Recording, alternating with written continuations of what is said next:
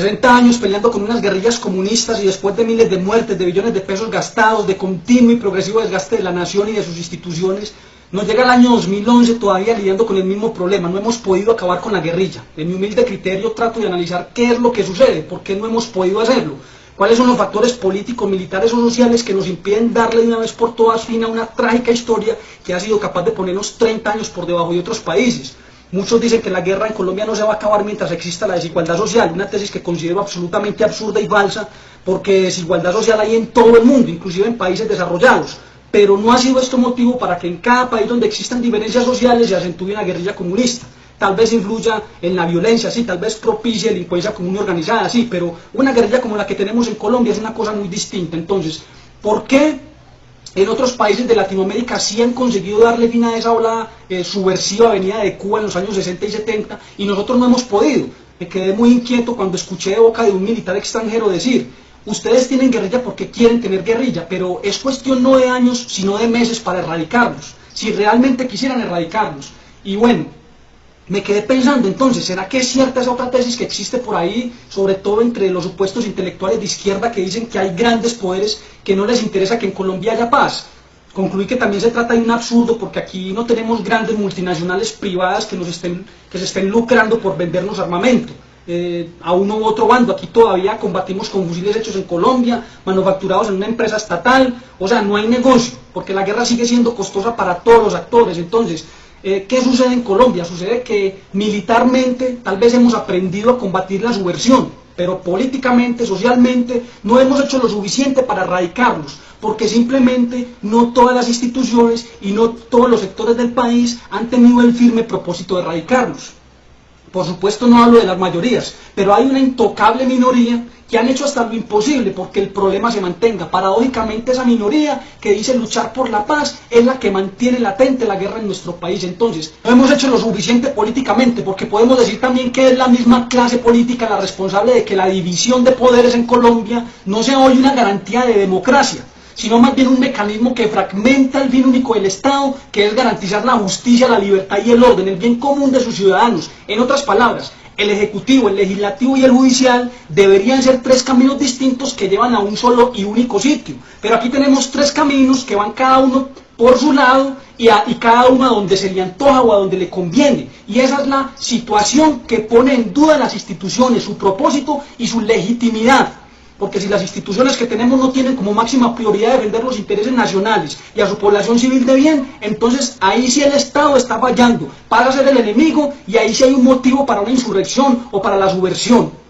No debería estar hablando yo de estas cosas, pues he sido siempre un férreo defensor de la institucionalidad y del Estado como tal, pero a esto nos empujan cuando una de las más importantes instituciones de la patria es infiltrada y se vuelven los intocables y se vuelven los infalibles ante la complicidad y el silencio de una clase política acomodada y mañosa. Cuando vemos cómo se corrompe una institución y nosotros como pueblo democráticamente no podemos hacer absolutamente nada porque resulta que ellos ostentan un cargo que no es de elección popular, sino que es de elección a dedo. ¿Y qué dedo, señores? Solo en un país como en Colombia pueden darse los casos más absurdos e incoherentes de toda la historia de las guerras mundiales, donde una nación bajo amenaza terrorista, teniendo a un enemigo público número uno, usa sus instituciones para perseguir a un enemigo y usa sus instituciones para proteger y liberar a ese mismo enemigo cuando es tomado preso. Porque, señores, eso es lo que literalmente está sucediendo en Colombia con la Corte Suprema de Justicia. Están liberando terroristas, y no solo terroristas, a narcotraficantes, a delincuentes y a todo aquel que haya cometido un acto atroz. Tiene el beneficio de la justicia colombiana, siempre corrupta, siempre ineficaz para el resto de los colombianos de Aruana. Aquí no tenemos gobierno, aquí lo que tenemos es un Estado al lado de otros dos estaditos y el más pequeñito es el que más manda, y el que más manda no fue electo por votación popular, sino que fue electo a dedo. ¿Para qué una democracia así? ¿Y para qué una división de poderes en esas condiciones? Porque si no van a estar unidos en un firme y único propósito de defender los intereses nacionales y la seguridad nacional, entonces yo no le veo propósito al Estado como tal. Mejor entonces es que cada quien coja su fusil y se defienda como pueda. Y volvemos esto aquí una anarquía en un momentico, porque si el Estado está más preocupado en hacer cumplir la letra ineficaz y en tener contenta a la comunidad internacional, a nosotros lo que nos interesa es sobrevivir y defender lo nuestro. Muchas personas han destacado del presidente Álvaro Uribe la capacidad que tuvo de enfrentar la ilegalidad y el terrorismo sin restringir un solo derecho civil, sin haber declarado el estado de sitio o el estado de conmoción interior, sin restringir una sola libertad civil, hizo lo que hizo, que fue mucho, pero que hoy vemos que no fue suficiente. Y no fue suficiente no porque no quisiera, sino porque es que no dejan. Porque es que en Colombia tenemos el mal hábito de querer quedar bien con todo el mundo, de querer ser la tacita de plata de Latinoamérica, cuando aquí lo que se nos sirve todos los días es aguapanela cruda. Nos ha salido muy costoso querer tener a todo el mundo contento, amarrando las manos de nuestra tropa en medio de una amenaza terrorista, mientras mueren policías, militares, niños, civiles de todos los estratos sociales, no en manos del Estado, sino del terrorismo y de la delincuencia común y organizada. Están muriendo todos los días, pero eso no importa. Aquí a los eruditos lo que les importa es lo que piensa la comunidad internacional, lo que piensa la izquierda internacional. Entonces concluimos, ¿por qué no hemos acabado con las guerrillas en Colombia? Hombre, primero, porque no hemos tenido los pantalones suficientes para ir en contra de las maquinarias políticas y aplastarlas. Lo quisimos hacer con el referendo reeleccionista, pero salió la Corte diciendo que no se podía y aquí nos quedamos todos calladitos y quietecitos. Esa era una forma de acabar con las maquinarias en el país, porque era lo que las mayorías querían y no lo que las maquinarias imponían en tiempo de elecciones. Pero nos quedamos quietecitos.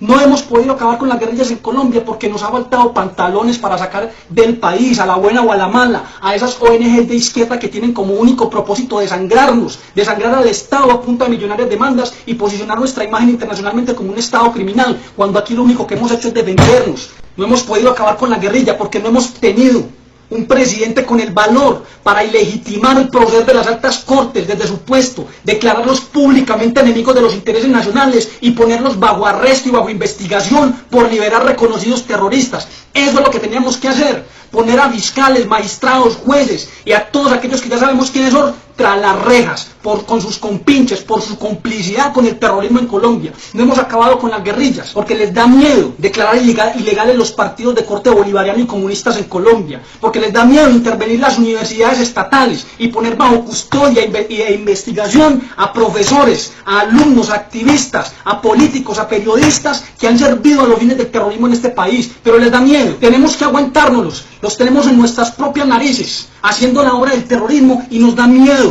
enfrentarlos y nos da miedo ponerles las esposas y meterlos en una cárcel porque qué dirá la comunidad internacional que esto aquí se volvió una dictadura. Vaya que lo hagan en Estados Unidos, vaya que lo hagan en Francia, vaya que lo hagan en Inglaterra, a ver si a ellos les dicen alguna cosa. Los hemos tenido en nuestras narices desde hace décadas, pero no los tocamos, los dejamos actuar, porque en el país del Sagrado Corazón primero son los derechos humanos de los asesinos, así sean estos los responsables de miles de muertes todos los días. Las muertes que contamos a diario de nuestros campesinos, de nuestros militares, de nuestros policías, de nuestros civiles comunes y corrientes, que nada tienen que ver con política, que nada tienen que ver con tendencias ideológicas.